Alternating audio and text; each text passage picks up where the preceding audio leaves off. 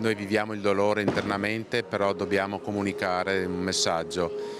E per noi il messaggio è quello che incarnava Giulia, di una vita di amore, di altruismo e di rispetto per il prossimo. Un inno al rispetto, all'amore e alla libertà nel nome della figlia Giulia Cecchettin, la 22enne trucidata da Filippo Turetta un anno fa.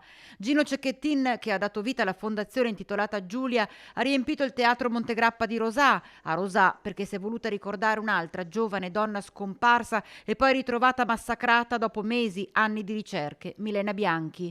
In questa occasione donne, uomini, ma soprattutto tantissimi ragazzi e ragazze hanno voluto esserci ed è a loro che Cecchettin si è rivolto, a quelli che ha definito i genitori del futuro. E se riusciranno a capire quello che è il vero modo di intraprendere una vita vissuta in pienezza, saranno anche ottimi genitori e educati al rispetto del prossimo. Lei non ha mai parlato di odio, è un messaggio ancora più forte questo. Da esseri umani ci viene facile farsi prendere dalle emozioni negative, però farebbero più male a noi che agli altri, perché sappiamo che non possiamo metterle in atto, perché se le mettessimo in atto saremmo come il carnefice che mi ha portato via mia figlia. E quindi io mi sono salvato proprio eliminando questi sentimenti, cercando di ispirarmi a Giulia per fare qualcosa di positivo, anche nell'atteggiamento. Lei ha detto che non esclude di incontrare Filippo Turetta.